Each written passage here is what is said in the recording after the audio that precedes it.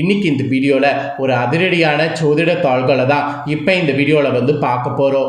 அதிரடியான தாள்களை பார்க்கறதுக்கு முன்னாடி எதை பற்றிய தாள்களை பார்க்க போகிறோம் அப்படிங்கிறத இன்ட்ரோவில் வந்து ஷேர் பண்ணுறேன்.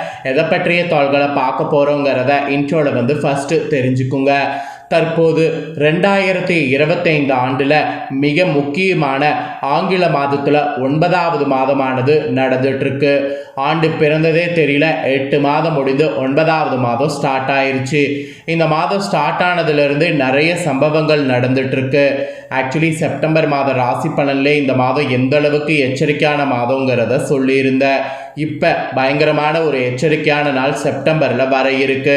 அது என்னைக்குன்னா செப்டம்பர் 7ஆம் தேதி அன்னைக்கு தமிழ் மாதம் 5வது மாதமான ஆவணியுடைய 22ஆம் நாள் கிழமை அன்னைக்கு ஞாயிற்றுக்கிழமை. இந்த நாள் ஒரு சிறப்பான நாளும் சொல்லலாம், அதே சமயம் எச்சரிக்கையான நாளுன்னு சொல்லலாம். ஏன்னா சிறப்பான நாளுக்கு இந்த நாளில் ஆவணி மாத பௌர்ணமியானது வந்திருக்கு. எச்சரிக்கையான நாளுன்னு சொல்கிறதுக்கு இதே நாளில் கிரகணமும் நடக்க இருக்கு. கிரகணங்கிறது வானத்தில் நடக்கக்கூடிய ஒரு அரிய நிகழ்வு. இந்த கிரகணத்தை பற்றி கண்டிப்பாக எல்லாருமே தெரிஞ்சுக்கணும். கிரகணம் நடக்கும்போது கிரகணத்தை வெறும் கண்களால் பார்க்கலாமா, பார்க்கக்கூடாதா, கிரகணம் நடக்கிறது எந்த அளவுக்கு ஆபத்தை ஏற்படுத்தும், கிரகணம் அங்கிருந்து நம்ம லைஃப்பில் வந்து பெரிய தாக்கத்தை கொடுக்கும் அப்படிங்கிறது எல்லாமே நாம் தெரிஞ்சு அதுக்கேற்ப கவனமாக இருக்கணும். இப்போ கிரகணம் பார்த்தீங்கன்னு வச்சுக்கோங்களேன், வலுவாக செப்டம்பர் 7ஆம் தேதி நடக்க இருக்கக்கூடிய கிரகணத்துடைய தாக்கம் எல்லா ராசிக்காரங்களுக்குமே இருக்குது. அதன்படி விருச்சிக ராசிக்காரங்களுக்கு என்ன மாதிரியான தாக்கம் ஏற்படுங்கிறத தான் இந்த வீடியோவில் வந்து ஷேர் பண்ண போகிறேன். விருச்சிக ராசிக்காரங்க உங்களோட நட்சத்திரத்துக்கு ஏற்ப என்ன தாக்கம் ஏற்படும் அப்படிங்கிறத தெளிவாக இந்த வீடியோவில் வந்து தெரிஞ்சுக்குங்க. ஸோ தெரிஞ்சு அதற்கேற்ப நடந்து பயன்பெறுங்க. ஸோ உங்கள் நட்சத்திரத்துக்கு ஏற்ப கிரகணத்திலிருந்து என்ன நடக்குங்கிறத சொன்னால் யூஸ்ஃபுல்லாக இருக்குங்கிறதுனால தான் ஜோதிடர்கள் சொன்னதை உங்களுக்கு சொல்ல போகிறேன். ஸோ தெளிவாக என்னங்கிறத தெரிஞ்சுக்குங்க. இப்போ நடைபெற இருக்கக்கூடிய கிரகணம் என்ன கிரகணம்னா சந்திர கிரகணம். ஏன்னா ஒரு ஆண்டுக்கு 2 சூரிய கிரகணம், 2 சந்திர கிரகணம், மொத்தம் 4 கிரகணங்கள் வந்து நடக்கும். ஸோ இந்த கிரகணங்கள் நடக்கிறது வந்து ஆல்ரெடி பார்த்தீங்கன்னு வச்சுக்கோங்களேன், டிசைட் வந்து அறிவியல் ரீதியாகவே வந்து பண்ணப்பட்டிருக்கோம். அதற்கேற்ப அந்த ராசி நட்சத்திரத்தில் கிரகணமானது நடைபெறும்.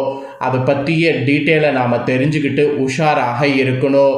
இப்போ சந்திர கிரகணம் நடக்குதுல்ல, இது இந்திய நேரப்படி எந்த டைமில் நடக்குது, நமக்கு கிரகணம் நடக்கிறதுடைய சூத காலம் இருக்கா இல்லையா, கிரகணத்தினால நமக்கு என்ன மாதிரியான விளைவுகள் வந்து ஏற்பட போகுது அப்படிங்கிறது எல்லாமே நான் வந்து ஃபஸ்ட்டு சொல்கிறேன்.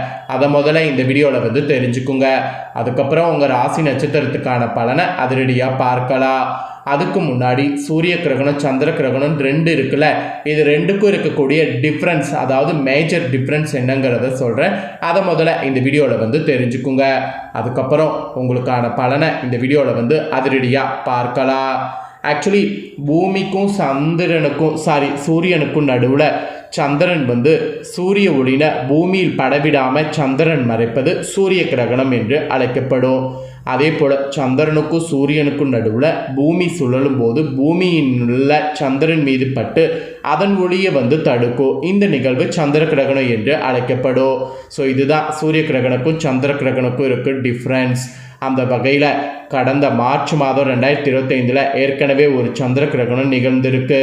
இந்த நிலையில் இந்த ஆண்டுக்கான மற்றொரு சந்திர கிரகணம் வரக்கூடிய செப்டம்பர் 7ஆம் தேதி அன்னைக்கு நிகழ இருக்கு. இது வந்து இரத்த நிலவு, அதாவது பிளட் மூன் என்று அழைக்கப்படக்கூடிய கிரகணம். சென்னை போன்ற இந்திய நகரங்களில் இந்த வானிய நிகழ்வை வெறும் கண்ணால் பார்க்க முடியும் என்று வானியல் அறிவியலாளர்கள் தெரிவித்திருக்கிறாங்க. ஏன்னா முழு நிலவான பௌர்ணமி நாளில் சூரியன், பூமி, சந்திரன் ஆகிய 3 ஒரே நேர்கோட்டில் நிற்குது. அதனால் இந்த கிரகணம் பார்க்க முடியும். வரக்கூடிய செப்டம்பர் 7ஆம் தேதி நிகழக்கூடிய இந்த பிளட் மூன் காட்சியை சென்னை மற்றும் இல்லாமல் ஆசியா, ஆஸ்திரேலியா, ஆப்பிரிக்கா, ஐரோப்பா பகுதியை சேர்ந்த மக்கள்கள் கூட தெளிவாக பார்க்கலாம் என கூறப்படுது. இந்த கிரகணமானது சுமார் 82 நிமிடங்கள் வந்து நீடிக்கும். இது சமீபத்திய ஆண்டுகளில் மிக நீண்ட கிரகணங்களில் ஒன்றாகும் என்பது குறிப்பிடப்படுது. உலக மக்கள் தொகையில் கிட்டத்தட்ட 87% பேர் இதன் ஒரு பகுதியாவது இந்த நாளில் பார்க்க முடியும் என்று விஞ்ஞானிகள் தெரிவிக்கிறாங்க. சூரிய கிரகணம் போலின்றி சந்திர கிரகணத்தை நாம் பார்த்திங்கன்னு வச்சுக்கோங்களேன், வெறும் கண்களால் பார்க்கலாம். அதாவது சூரிய கிரகண போலல் வந்து நம்ம இந்த கிரகணத்தை வெறும் கண்ணால் பார்க்க முடியுமா அப்படின்னு நீங்கள் கேட்டிங்கன்னா கண்டிப்பாக பார்க்க முடியும். சூரிய கிரகணத்தை தான் வெறும் கண்ணால் பார்க்க முடியாது. செப்டம்பர் 7ஆம் தேதி இரவு தான் வந்து 8:58 மணிக்கு கிரகணம் ஸ்டார்ட் ஆகி செப்டம்பர் 8ஆம் தேதி அதிகாலை 2:25 மணி வரைக்கும் இருக்குது. கிட்டத்தட்ட பார்த்தீங்கன்னு வச்சுக்கோங்களேன், ஒரு 3 மணி நேரத்துக்கு மேலாக கிரகணமானது நடக்க போகுது. இந்த கிரகணத்தை எந்தவித கருவிகளும் இன்றி வெறும் கண்களால் பார்க்கலாம். குறிப்பாக சென்னையில் உள்ளவர்கள் கிழக்கு நோக்கி வானத்தை பார்த்தாலே போதும் முழு சந்திர கிரகணத்தை பார்க்கலாம். மெயினாக அடுத்த முழு சந்திர கிரகணம் 2026ஆம் ஆண்டு மார்ச் 3ஆம் தேதி அன்னைக்கு நிகழ இருப்பதாக தெரிவிக்கப்படுது. ஆனால் அதை சரியாக பார்க்க முடியாது. அதன் ஒரு பகுதி மட்டுமே இந்தியாவில் தெரியும். ஏனென்றால் சந்திர கிரகணம் நிகழ்ந்து முடியக்கூடிய நேரத்தில் தான் நமக்கு சந்திரன் வந்து இந்தியாவில் உதிக்கும். அதனால் அடுத்த முழு சந்திர கிரகணத்தை பார்க்க முடியாது. ஆனால் இப்போ வரக்கூடிய சந்திர கிரகணத்தை பார்க்க முடியும். அந்த கிரகணம் நடக்கிறத வந்து கண்டிப்பாக நான் உங்களுக்கு வீடியோவில் வந்து நான் ஷேர் பண்ணுறேன். இப்போ உங்கள் ராசிக்கு இந்த கிரகணத்தினால என்ன பலன் கிடைக்குங்கிறத நட்சத்திரத்துக்கு ஏற்ப முழுமையாக ஷேர் பண்ண போகிறேன். உங்களுக்கான பலனை முழுமையாக இந்த வீடியோவில் விருச்சிக ராசிக்காரங்க தெரிஞ்சுக்குங்க. ஃபஸ்ட்டு கிரகணத்தில் உங்களுக்கு கிரகநிலை என்ன மாதிரி அமைஞ்சிருக்குங்கிறத சொல்கிறேன். கிரகநிலை என்ன மாதிரி அமைஞ்சிருக்குங்கிறத தெரிஞ்சுக்குங்க. ராசியில் வந்து சந்திரன், சுகஸ்தானத்தில் சனி வகரத்தோடு கூட ராகு, அஷ்டமஸ்தானத்தில் குரு, பாக்கியஸ்தானத்தில் சுக்கிரன், தொழில் ஸ்தானத்தில் சூரிய புதன் கேது, லாபஸ்தானத்தில் செவ்வாய். இந்த மாதிரி தான் உங்களுக்கு கிரகங்கள் இந்த கிரகணத்தின் போது வரப்போகுது. இதனோட அடிப்படையில் தான் உங்களுக்கான பலன்கள் நட்சத்திரத்துக்கு ஏற்ப சொல்ல போகிறேன். ஸோ என்ன பலன்கள் அப்படிங்கிறத நட்சத்திரத்துக்கு ஏற்ப இந்த வீடியோவில் விருச்சிக ராசிக்காரங்க தெரிஞ்சுக்குங்க. விருச்சிக ராசி விசாகம் 4ஆம் பாதத்தில் பிறந்தவங்களுக்கு ஃபஸ்ட்டு சொல்லப்பட்டிருக்கு. இந்த மாத கிரகணத்திலிருந்து குடும்பத்தில் இருந்து வந்த குழப்பங்கள் தீரும். எதை பற்றியும் கவலைப்படாமல் நினைத்த காரியத்தை செய்வதில் கண்ணும் கருத்துமாக இருக்கணும். வீட்டுக்கு தேவையான பொருட்கள் வாங்கணும். கணவன் மனைவிக்கிடையே இருந்த கருத்து வேற்றுமை நீங்கும். பிள்ளைகளுக்காக பாடுபடுவீங்க. நண்பர்கள் உறவினர்கள் மத்தியில் கௌரவம் வந்து கூடும். அப்புறம் கலைத்துறையில் இருக்கிறவங்களுக்கு புதுமையான சில படைப்புகளை வெளியிட்டு அனைவருடைய கவனத்தையும் ஈர்ப்பீங்க. படைப்புகளை வெளியிட சில போராட்டங்களை சந்திக்க வேண்டியது இருக்கும். இருந்தாலும் உங்களுக்கு இறுதி வெற்றி தான். மாணவர்களுக்கு கல்வி பற்றிய கவலை குறையோ. அதிக மதிப்பெண் எடுக்க இன்ட்ரெஸ்டோடு படிக்கணும்.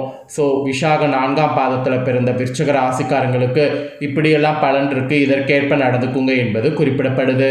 அப்புறம் அனுஷமில் பிறந்த விருச்சிக ராசிக்கு சொல்லப்பட்டிருக்கு. இந்த மாத கிரகணத்திலிருந்து எழுப்பறியாக இருந்த பிரச்சனைகள் சாதகமான முடிவு பெறும். மனதில் ஒரு வகையான உற்சாகம் அதிகரிக்கும். உத்தியோக தொடர்பான பிரச்சனைகள் குறையும். தேவையான உதவிகள் கிடைக்கும். கடன் பிரச்சனை குறையும். முன்னேற தேவையான உதவிகள் முயற்சி பண்ணிங்கன்னா கிடைக்கும். பெண்கள் நீங்கள் எடுத்த காரியத்தை வெற்றிகரமாக செய்து முடிப்பீங்க. குடுக்கல் வாங்கலில் கவனமாக இருக்கணும். அரசியலில் செல்வாக்கு உயரும். தொகுதி மக்களுடைய தேவைகளை பூர்த்தி செய்வது அவசியம்.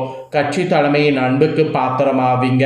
இந்த மாதிரி பல மாற்றங்கள் உங்கள் அனுசமில் பிறந்த ராசிக்காரங்களுக்கு இந்த டைம். அதனால் இதற்கேற்ப நடந்து பலன் பெறுங்க. நெக்ஸ்ட்டு கேட்டயத்தில் பிறந்த விருச்சிக ராசிக்கு சொல்லப்பட்டிருக்கு. இந்த மாதம் கிரகணத்திலிருந்து வீண் பகைகள் ஏற்பட்டு விலகும். எவ்வளவு திறமையாக செயல்பட்டாலும் பாராட்டுக்கு பதில் விமர்சனம் கிடைக்கும். திடீர் கோபங்கள் ஏற்படும்.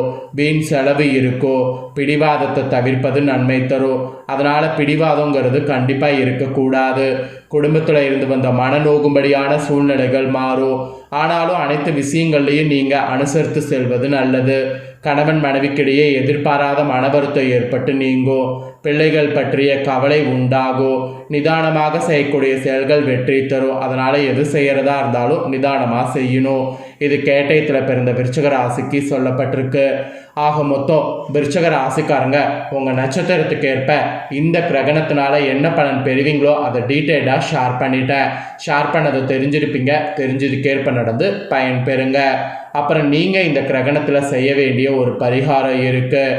அது என்ன பரிகாரம்னா, திருமுற்றுப்படையை பாராயணம் செய்து கந்தன் அருளால் கண்டப்பினி நீங்குங்கிறத நம்பி இந்த நாளில் அதை செய்யணும். அதை செய்தீங்கன்னா குடும்ப கஷ்டம் தீரும். இந்த பரிகார விருச்சிக ராசிக்காரங்க எந்த நட்சத்திரத்தில் பிறந்திருந்தாலும் செய்யலாம். நீங்கள் இதை ஒன்று செய்கிறதுனால குடும்ப கஷ்டம் தீரும், கண்ட பிணி நீங்கும். ஸோ நம்பிக்கையோட இந்த பரிகாரத்தை இந்த நாளில் செய்யுங்க. இந்த வீடியோவை பார்த்து முடிச்ச உடனே இதை லைக் பண்ணி உங்கள் ஃப்ரெண்ட்ஸ் ஃபேமிலிக்கு ஷேர் பண்ணுங்கள். உங்கள் ஃப்ரெண்ட்ஸ் ஃபேமிலியில் இருக்கிறவங்களும் வீடியோவை பார்க்கட்டும். அவங்களும் விருச்சிக ராசிக்காரங்களாக இருந்தாங்கன்னா இந்த தாள்களை தெரிஞ்சு இதற்கேற்ப நடந்து பலனடையட்டும். இதே போல் புதிய அப்டேட்டான நிறைய வீடியோ நம்ம சேனலில் போடப்படும். அதை எல்லாமே உடனுக்குடனே தெரிந்து கொள்ள மறக்காமல் நம்ம சேனலை சப்ஸ்கிரைப் பண்ணுங்கள், கூட பெல் பண்ண ப்ரெஸ் பண்ணுங்கள். நெக்ஸ்ட்டு தனுசு ராசிக்காரங்களுக்கு இதே போல் கிரகணத்தினால என்ன பலன் கிடைக்குங்கிற வீடியோவில் வந்து சந்திக்கிறேன். நன்றி.